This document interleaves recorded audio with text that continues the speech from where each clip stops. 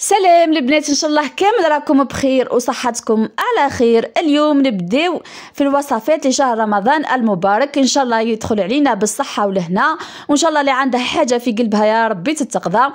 اليوم جيتكم بعصير طاقه، عصير منشط هايل هايل هايل بزاف. عصير الفراوله يعني ديروا حتى لولادكم صباح اللي ما يشربوش الحليب ولا يعني مليح بزاف. هنا كما تعودتوا عليا البنات ديما نخليكم تشوفوا بعض المقتطفات وباش نروحوا نديروا وصفتنا. هنا راح نقول لكم حاجه اللي اول مره تدخل لقناتي، نقول لك حبيبتي ما تنسيش تشتركي وتفعلي الجرس هكذا يلحقك كامل جديدي وحاجه ما تفوتك. اللي مشتركين من قبل نقول لكم حبيباتي اتعودت عليكم وتعودت على تعليقاتكم الرائعه، والدار داركم والقناه قناتكم، واي وصفه تحبوها خليوا لي في التعليقات، اكيد راح نلبي الرغبات تاعكم. اما المشتركات جدد نقول لكم مرحبا بكم. نخليكم تشوفوا بعض المقتطفات ونروحوا نشوفوا مع بعض طريقه التحضير والمقادير لوصفتنا لنهار اليوم.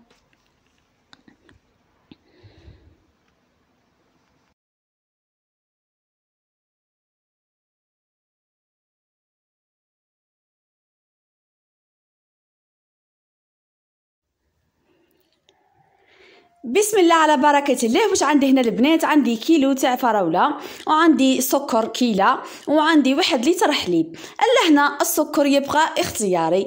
الفراولة البنات انا كنت ميتها بالتعب، غسلتها ديريكتومون، ما قطعتها ما والو، وحطيتها كما راكم تشوفوا يا البنات، وبديت ديريكتومون نخدم. انتم البنات قطعوها شويه باش ما تعبكمش، لانه انا والله غا تعبتني يا البنات، وراكم على بالكم مع تعب منها ديريكتومون دخلت منها بديت نخدم فيها.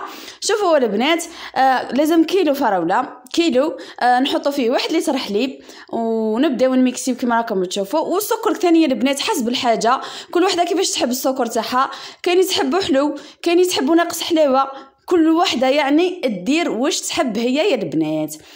لهنا الله قلت لكم كيلو يا البنات، باه يجي الفريز هذاك يجي غالب بزاف على الحليب، ويجي الطعم تاعو بنين بزاف بزاف. انا هنا نكمل ميكسي ونحطه في الثلاجه يبرد، ونروح للطريقه الثانيه. هنا عندي هذو القارورات اللي شريتهم باش نحط فيهم العصير تاعي. هنا عندي ديكو فروي تاع التوت، اللي عندها سوبر كريم تاع الفراوله تقدر تستعملوا، اللي ما عندهاش ما تستعملش عادي. يعني انا هذه طريقه درتها للتزيين. يعني شوفوا لهنا البنات راهو جامد شويه، بديت نحرك فيه هكذا باش يتحل معايا شويه يطلق روحه باش نقدر نستعمله. يعني الطريقه راهي واضحه وسهله. شوفوا كيفاش راح ندير. راح نهز شويه هكذا من ديكو فروي هذاك ولا سوبر كريم واش عندكم البنات تستعملوا، ونجيب ملعقه هكذا ونبدا شغل نوسخ في القارورات تاعي هذيك، شغل نديرو هكذا يعني عشوائي. يعني راهي واضحه هكذا شغل راكم توسخوا في القاروره تاعكم هذيك، ديروا خطوط عشوائيه يعني باش يجيكم هذاك التزيين. يعني وصراحه يعني كما نعرفوا حنا العين تاكل قبل الفم، يعني كي تشوفي حاجه وتاتيك وتعجبك اكيد يعني راح تقولي لازم نذوق منها. يعني هذه يعني اي مهم، يعني كما نقولوا سر انا عطيته لكم. يعني ديما كما نعرفوا العين هي اللي تجذبنا لهذيك الحاجه.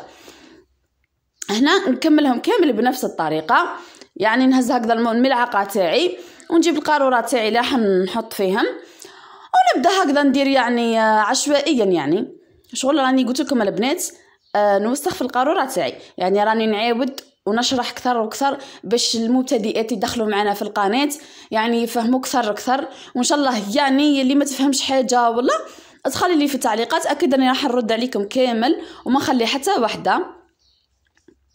يعني الطريقه راهي سهله. بالنسبه للقارورات هادو البنات نهضر على سطايفيه بركه، البنات الاخرين يسمحوا لي لانه شريتهم من سطيف، شريتهم من ماليزيا. دوك نخلي لكم رابط اسفل الفيديو والله مهم. شوفوا البنات لقيتهم في بلاصه اخرى لقيتهم 25000، وفي ماليزيا يعني لقيتهم صولد لقيتهم ب10000 للوحده. وانا يا اخي نشتي الحوايج هادو ايا كي لقيتهم قلت والله ما نخليهم وشريتهم. هذه هي.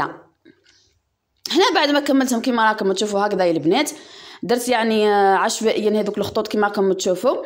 هنا لازم نجي نمسح هذوك كما راكم تشوفوا. ها البنات راح نمسح الفوق هكذا، ما نخليش الزوائد هذوك الفوق، لانه انا نسحق وغير اللوط برك يعني وين يكون العصير برك، يعني الفوق مانيش راح ندير العصير، يعني القاروره تاعي مانيش راح نعمرها للفوق. ان شاء الله هتكونوا افهمتوني. يعني هنا باش تجي العمليه تاعك نظيفه وهكذا تما لازم تمسحيهم. هنا جيبوا طرشونه البنات تكون نظيفه ولا بابي ولا اي حاجه تكون نظيفه ومسحوا بها.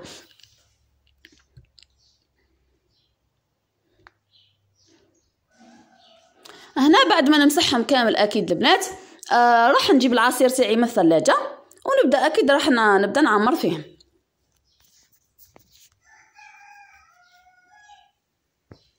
يعني الطريقه راهي سهله.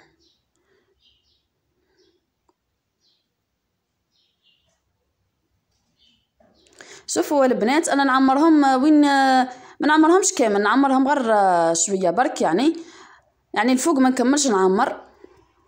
دوك تشوفوهم معايا. هنا اكيد ثاني البنات راح نمسح هذاك الزائد ما نخليهش، باه تكون يعني طريقه التقديم تاعي نظيفه ومنه. شوفوا كيفاش البنات انا نكملهم كامل بنفس الطريقه ونروح نشوفوهم مع بعض في كؤوس تقديم.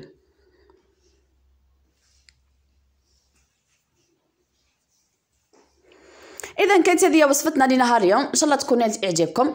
التزيين البنات انا استعملت هكذا حبات تاع فراوله، يعني التزيين راهو ساهل.